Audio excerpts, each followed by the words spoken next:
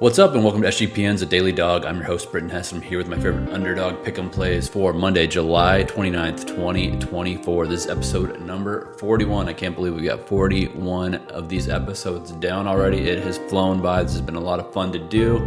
Appreciate the people who reach out to me on Twitter, people who comment on YouTube, people who like on YouTube. That is all very much appreciated because, like I said, when I said this before, if you're new to the show, then I'm sorry, it's new to you. So I'm sorry if I'm repeating to the people who've been around a little while. But the success of this show is kind of mind-boggling. I mean, I have no social media presence. I've usually been a behind-the-scenes person working at VSiN Sports Betting Network and, doing handicapping on my own for 15 plus years. So the fact that I just put this out there and, I've got thousands and thousands of downloads and listens already in just over a month, I cannot be more humbled by this. So thank you guys for listening. And if you want to take the time to give a like, a subscribe, whatever, you want to sign up with promo code DailyDog at UnderdogFantasy.com or the Underdog app, even better. But all right, who cares? Enough about me talking about how happy I am and all that stuff because I'm not that happy. Our plays, I'm like the great mush for the hottest streaking players in MLB. When I take note of a guy who's doing awesome, I'm looking at you, Lawrence Butler, and then I decided, okay, you know what? I need to put him on a slip. I can't deny him anymore. He's still undervalued. That's when he goes hitless. I mean, he was on a streak where he had, in a 10-game span, he had 4.6 total bases per game. He went over that. He went over 1.5 total bases in 9 out of 10 games, and I was on him on the one game where he didn't even get a hit. So hopefully that doesn't happen today. Let's get into today's picks, though. This is exciting. We're going to start a streak again, 2-leg slip, and we're going to try to get our streak going up to 1,000x. And if you don't know about this Underdog promotion, it's not even a promotion, it's just a feature now. If you hit a 2-leg slip, you have the option to keep on adding additional picks one by one up till it gets to 11 total picks correct. And if you get all the way there, you get 1,000x return or up to 1,000x return on your money. So this is going to start off our streak right here. We are going to do a pitcher combo for both plays on the slip. First one, higher than half of a run in the first inning with pitchers Simeon, Woods, Richardson, and Jose Quintana. Those guys are obviously, they're pretty good actually. Quintana's had some really nice gems lately. He's had 2 7-inning, 0 run games in his last 6, but also he's allowed a first inning run in 3 of his last 6 games, so 50% there. And he's going against this Twins lineup that has 2 of the hottest hitters around right now in Byron Buxton and Royce Lewis. And I basically just went through this. I looked at the OPS and 3 kind of different splits for the top of the lineups for both these teams. Those splits were first inning splits by these batters, July OPS, and also OPS versus lefties. So if you're not sure, if your OPS is above 750, 800, you're doing pretty good. That's better than average. And Manuel Margot, first inning OPS, 884. He should probably be batting leadoff in this game. Maybe it'll be Willie Castro, who's batting 731 OPS. Royce Lewis, first inning OPS is 1.11 or 1.122. And then Byron Buxton's is 6.74, but he also hasn't been batting a lot in the first inning because for so much of the season he's been batting 7, 8, 9 hole. Not 9 hole, but you know what I mean, 6, 7, 8. And then Jose Miranda, also one of the hottest hitters in baseball, but his first inning OPS isn't that great, but he's not been batting in the first inning all that much. Obviously everybody moved up a little bit when Carlos Correa went out of the lineup with injury. So in those 3 things, I looked at the top 5 expected batters for the Twins, and in those 3 OPS splits of first inning, July, and versus lefties, all of them are above 800 in all 3 of those categories. It's a total of 15 potential, being higher than 800 OPS, which is good and above average. There is 1, 2, 3, 4, 6. So basically over 50% they're above average in splits against this potential matchup at the Mets. Oh, and I didn't mention that there's going to be about 14 mile per hour wind out to left field at first pitch. So with this power, I like it. Quintana's first inning ERA is 3.6 and his WHIP is 1.3. So, if they get runners on, including guys like Willie Castro can steal bases, and obviously Byron Buxton's one of the fastest base runners in MLB, definitely could be some trouble for Quintana early. This team is just so hot right now, I really can't go against them. On the other side of it, Simeon Woods Richardson's actually pretty good in the first inning. His ERA is only 2.12 in the first inning. His WHIP in the first inning is only 0.82. The problem is that this isn't just like an amalgamation of all MLB batters that he's going to be facing here. This is going to be the Mets lineup, which is about as lethal as they come in July. I mean, it's funny. The teams that are so lethal right now are Twins, Mets, and the Athletics. Like, who would have thought it would be those teams that are having the hottest Julys for the most part? I think Arizona is actually also up in at least in July, or against lefties for sure. Arizona's up there as well.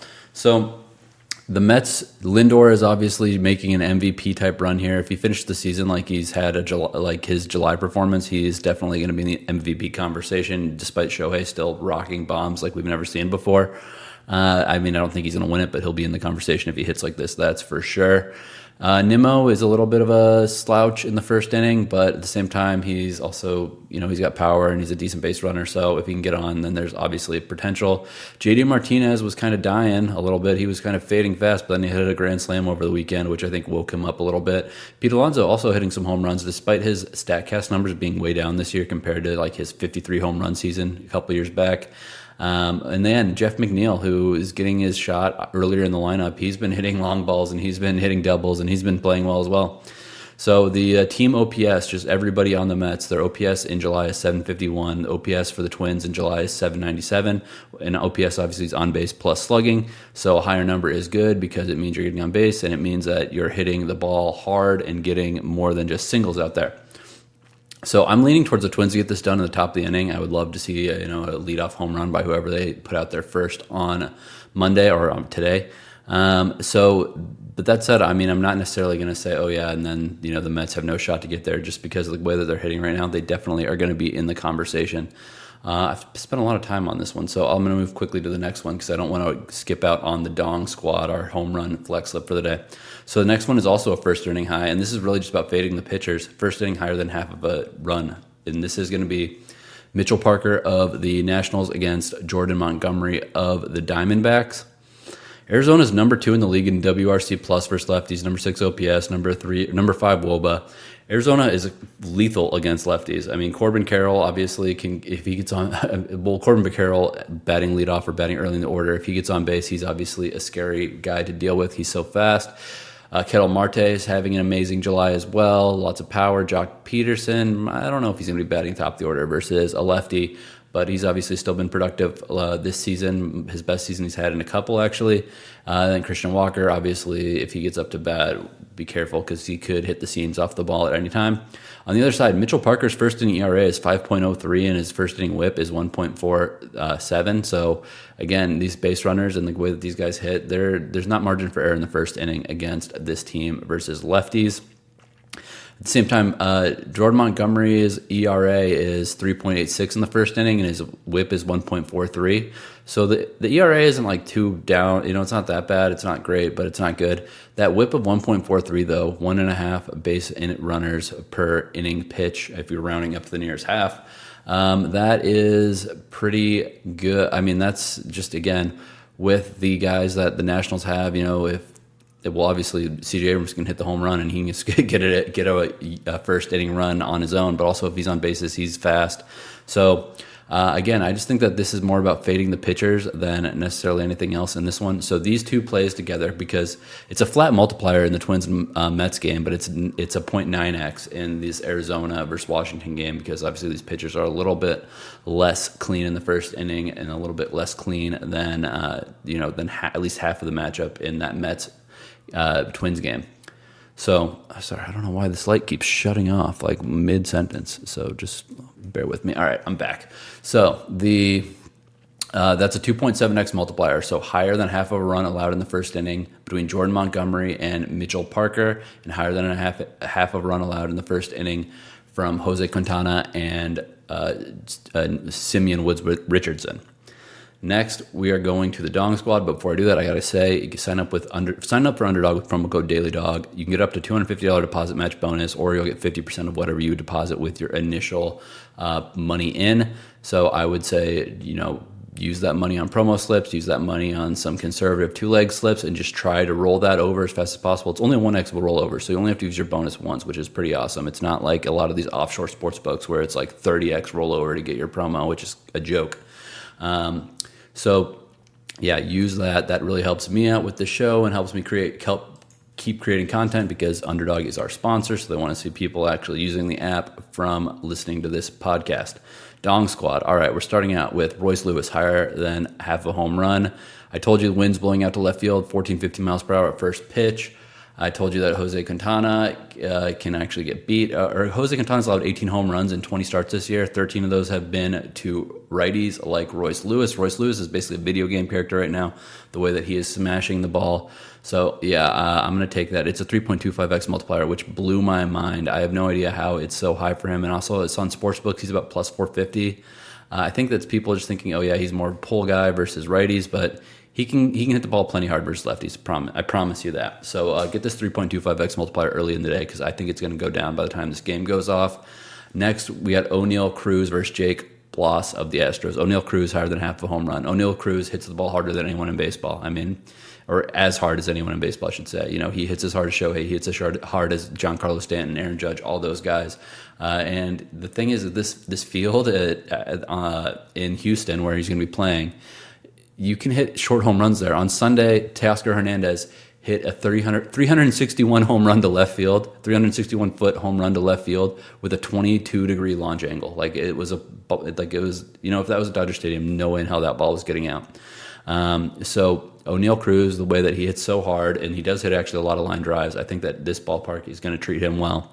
And a guy like Jake Bloss, who has 3 starts this year with 5 home runs allowed, and that's in only 11.2 innings. Yeah, so that's I like our odds here of Oneil Cruz getting one over the fence. Last one, we're fading another pitcher that's got some bad home run numbers. Nick Pivetta allowed 15 home runs in 16 starts.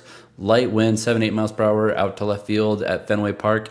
Give me Cal Raleigh of the Mariners. The dude's got one job on this team, and even his contact is even alleviated now because Randy Rosarena is also on the team now, batting before him. So give me Cal Raleigh higher than half a home run. This is a 2.5x multiplier, I believe, against Nick Pivetta. Like I said, Pivetta's given up a lot of dongs. He's had some really impressive games, and he's had some real clunkers. So hopefully we get a clunker here against this kind of rejiggered, high-variance batting Mariners team. You really couldn't go wrong by having a couple other guys. I think that, obviously Byron Buxton is good on this list.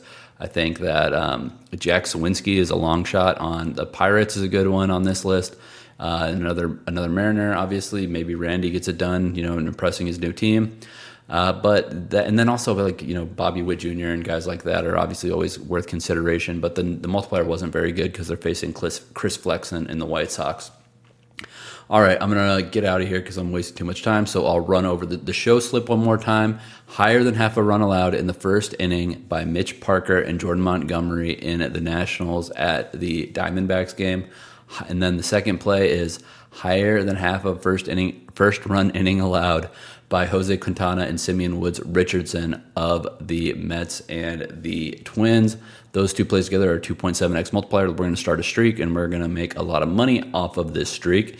And then our Dong Squad. This is a flex play. Royce Lewis home run, Oneil Cruz home run, Cal Raleigh home run. That flex play, if it goes 3 for 3, 60.32x multiplier. So if you put $5 on it, that is $5 to win 300. If it goes 2 for 3, you get 8.93x back. So you're still going to do pretty well return on that one.